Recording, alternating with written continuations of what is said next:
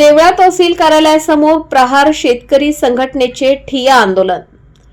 हमी भावाने नोंद झालेल्या मका पिकाची शासनाने तात्काळ खरेदी करावी या व इतर मागण्यांसाठी प्रहार शेतकरी संघटनेचे तालुका अध्यक्ष हरिसिंग ठोके यांच्या नेतृत्वाखाली बुधवार दिनांक 18 फेब्रुवारी रोजी शेतकऱ्यांनी देवळा तहसील कार्यालयासमोर ठिय्या आंदोलन केले। शासनाच्या नियमाप्रमाणे मक्याची खरेदी 20 ते 25 रुपये क्विंटल प्रमाणे 2400 रुपये प्रति क्विंटल डिसेंबर पासून 31 जानेवारी पर्यंत नोंदणी सुरू होती।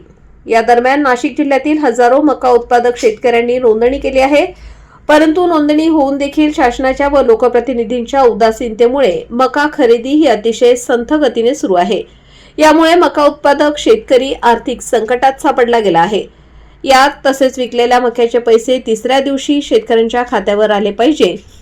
2025 ते 2026 विकलेल्या मक्याला शासनाने मक्याची खरेदी 2400 मध्ये विक्री झालेल्या मकाच्या हमी भावाचा 2400 रुपये इतका फरक आहे। 900 रुपये तो शासनाने द्यावा। भावानंतर योजना चालू करावी। मका हमी भाव खरेदी ही बाजार समितीतून करावी। सन 2025-2026 मध्ये विक्री झालेल्या कांद्याला 1500 क्विंटल अनुदान द्यावे आदी मागण्यांचा समावेश होता। दरम्यान या ठिय्या आंदोलनाकडे महसूल विभागाने पाठ फिरवल्याने महसूल विभागाचे दुर्लक्ष दिसून आल्याने आंदोलनकर्त्यांनी संताप व्यक्त केला।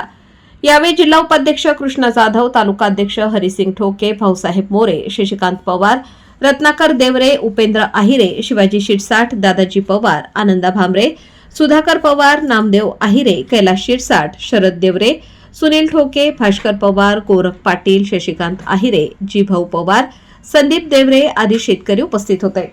वृत्तसंकलन समाधान केदारे, कार्यकारी संपादक, देवळा।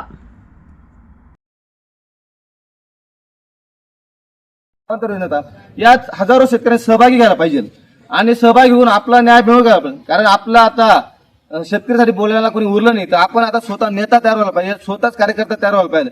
तरी बुधवारी जे मिटिंगचा जो निर्णय होईल तो होऊन पुन्हा गुरुवारपासून आपलं इथे आंदोलन पूर्व चालू राहणार आहे। योग्य निर्णय आला तर ठीक आहे, परंतु गुरुवारी 26 तारखेला उरले सुरले सर्व मक्का उत्पादक, कांदा उत्पादक तालुक्यातील शेतकऱ्यांनी गुरुवारी रोजी आपण देवळा इथेच हे आंदोलन परत सुरू करणार आहोत। त्याची सर्वांनी दखल घ्यावी आणि आजच्या या आंदोलनाला उपस्थित राहिलेले शेतकरी बांधव, प्रशासन, पोलीस बांधव यांनी सहकार्य केले आणि आपले काही मुद्दे निकालात निघाले नाहीत, परंतु निकालात निघतील 25 तारखेच्या मीटिंगमध्ये, याची मी तुम्हाला ग्वाही देतो। आणि आजचं आंदोलन तात्पुरता स्थगित झालं असं मी सांगू इच्छितो। जय जवान जय किसान।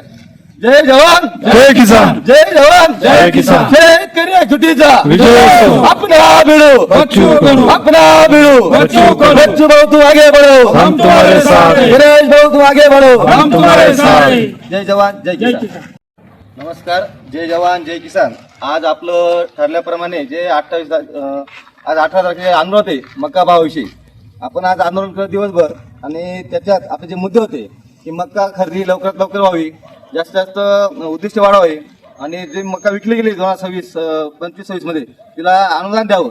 म्हणजे 2400च्या खाली विकलेल्या मकाला जसं 1500 गेलं असेल तर ते अनुदान द्यावं आणि जो कांदा 1500च्या खाली विकला गेला आहे